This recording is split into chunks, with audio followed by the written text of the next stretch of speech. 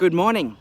Just finished parkrun, a little 5K run, but just to put that in perspective, this week I caught up with a wonderful lady, a little Aussie pocket rocket, Samantha Gash. She's a ultra runner, famous particularly for running from one side of India to the other, just a little bit over 3,200 kilometres. And while I was doing parkrun this morning, all I could keep thinking is at least I don't have 3,195 Ks to go. Anyway, just before she went on stage for the second time, I was able to pin her down and ask her a couple of questions about resilience and getting through those tough times, as I'm sure she did, going from one side of India to the other. So hope you enjoyed the interview, but before we dive into that, here's a little showreel about who she is and some of the achievements she's had.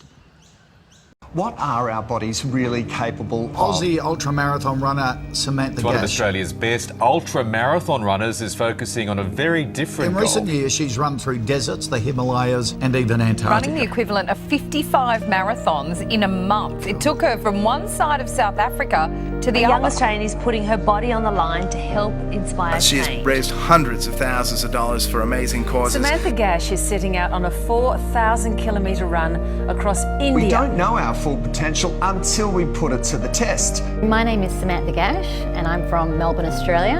I'm an endurance athlete and I'm a corporate speaker. I now use my endurance running to work on social impact projects around the world. We are truly capable of so much more if we're willing to go beyond what we're comfortable with. Theoretically, I understood trying to run across India would be a huge undertaking. The reality of it is it's harder than I could ever possibly imagine. This is what it looks like when you push yourself beyond. This isn't an elite sport. This is all mind. You do it because you want to and you believe in it. It's going to hurt. There's no point constantly suffering in your life unless you know why you're doing it. Ultramarathon running has taught me a couple of things, and one thing it's taught me is that first phase of the lead up, the preparation, is all about risk mitigating. Think of all the things that can go wrong, prep your training, work out how to get the lightest possible pack, be really resourceful. This is the world that I love. I'm a lawyer by trade. I love risk mitigating. I love getting the spreadsheet out. I love, taking a really raw idea and formulating it into this blueprint. And the next thing is an execution phase where you're bold and brave enough to go, this is not working. If something's not working, you've got to be willing to change it, and you've got to be willing to pivot and pivot and pivot until it actually lands. And then you might have to pivot again, 6 months down the track because that new plan no longer works out. The sun's come out and it's just fucking ridiculous. She's my French. Oh, and we're both broken down a little bit. But we're going to get there. Hey Sam, this is an absolute honour sitting with you. I had heard your keynote for the first time last week, and I'll share with a couple of those notes, but just have a couple of questions. You've been through some incredible highs in life and some incredible lows. Mm-hmm. So if we could start by talking about some of those highs, what was probably one of the highest moments of your life, and what lessons did you learn out of that? The personal highs, in fact, surpass any professional high that I've ever had. And I guess, the birth of my child. Yeah, I thought you might say that. That would be pretty special. It is, it was a surprise. I knew I was having a baby after 9 months being pregnant, but it's not like we had planned that, and I had always had this fear that I might not be able to have a baby. So to be able to bring something into the world that is part of you and part of the person that you love, it's meant more to me than anything I've done. And so how do you think that's changed you and your perspective on life? So first I should say it hasn't fundamentally changed me as a person. I obviously, this new role as a mother has only been something in my life for 15 months. Yeah. It's not like I disregard the person that I was beforehand. I just feel like it adds another dimension to me. Yeah. I feel like I'm more patient. I'm calmer. Yeah. Because I don't know if it's because I want to be calmer for my child or because it naturally has just happened, but I do feel calmer, and I don't seem to sweat the small stuff just as much. Yeah.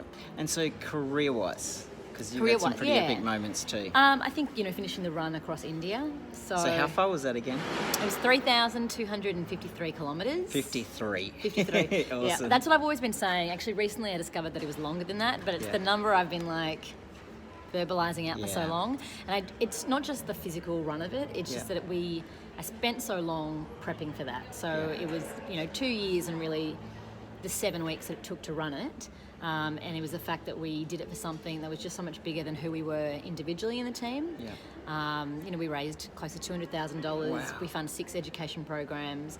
And really, we were turning what was very seemingly the impossible to the possible. And I think I believe that really we're capable of anything, but knowing what we went through to get to the start line, but then to enjoy it every day, I do see it as a massive feat of teamwork and endurance. Yep. So through your presentation, you do talk about those 3,253. There was one lesson, one message from that. What would it be? What goes down comes up. What goes down goes up, comes up. Yeah. So there's a couple of ones. One thing is on the journey of long, hard, arduous, beyond the comfort zone goals. It's never going to be smooth sailing. There's always going to be highs, there's going to be lows, there's going to be monotony, and I just think you need to have stability through all of that change to last it out. If you don't, if you're emotionally driven in a way that's based from ego or expecting things to be very specifically, working out, you're often in trouble. So I think patience, calmness, capacity to see positives in what are negative situations and know that in the lifestyle things will change. So that one, but also if you can connect to a why that is very strong, you can actually endure a lot. You really can endure a lot of suffering. So would I be right in saying, after listening to your presentation, the why was very connected about education and why you were fundraising and things like that, or was there more to that? No. It was really, we were using the run across India to explore the barriers to why children in India are unable to access a quality education. So we were kind of going, there's a huge issue with poverty across India, and everyone knows that. It's so complicated to some people because it seems so vast. It's a country of 1.26 billion, could be more. And sometimes people are so overwhelmed by that they don't know where to start. And the reality is, it's actually small, tangible initiatives that are specific to the region in which you're trying to address can be life changers. So that's what we're trying to do. Incredible. And if I could just go for a moment to those incredible lows, I'm sure you probably had those moments over those 3,000 plus kilometres. Was it just the why that got you through, or was there something else that helped you get through those lows? And probably what I'm also referring to is people in all the different walks of life have their lows. Any advice for getting through those lows? I think if your why is strong enough, it definitely helps you to not want to, so I'm going to say too many double negatives here. If you have a strong why, you'll often not regret doing what you're doing, and your desire to be putting yourself in that situation could still exist. You might just question your capabilities to do it. And so when I was running across India and it was very, very hard, I never wanted to not be there, but I did wonder, is the human body capable of this? And that's because not many people have done something like that. It's not like I could go and look at past people's experiences and really know that there was a blueprint for this. We were truly making it up. And that's okay. So I think team is important. Daily rituals. Getting the fundamentals right. Not making it too complicated, particularly when there's already enough unpredictability. You trying to keep things as simple as possible. And to also know, as human beings, we are capable of far more than we actually really realise. I think that's the part that really stood out to me. And you were doing stuff that hadn't been done before. So driving through that, not knowing necessarily what the outcome was. I think you referred to the scenario where, it's okay to fail, but obviously that wasn't on your agenda at the same time. It's okay for it to not turn out the way that you thought it was. That's not failing. Some people do think it's failing. That's a lot of perceived failing is if it doesn't tick the boxes of how they imagined it, if it doesn't suit the plan that they initially created, there's constant change. Like things are always happening within our control, but probably more importantly beyond our control. Yeah. That change the state of it. You're living and breathing that right now. Desire's there. You're strong, but like there's a couple of things that are going on outside of your control that's changing your timelines. Yes. It's not changing your ability to do the things that you care about. It's just changing goalposts Exactly. in the interim. And being able to pivot. Yeah, you're pivoting. Yep. You just got to pivot right now. And to be honest, I'm also a firm believer that things happen for a reason. Yep. And so sometimes I used to push really aggressively, A-type personality, and now I realise organic positioning is the best. Like you don't have to fight for everything all the time. And this is said from someone who like wants to be where they do. I sometimes cringe how hard I used to fight for stuff. Yep.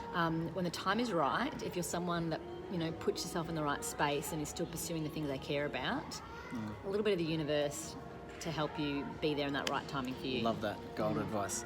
Last question. Success. Maybe it might change now that you're a mother, but what does success mean to you?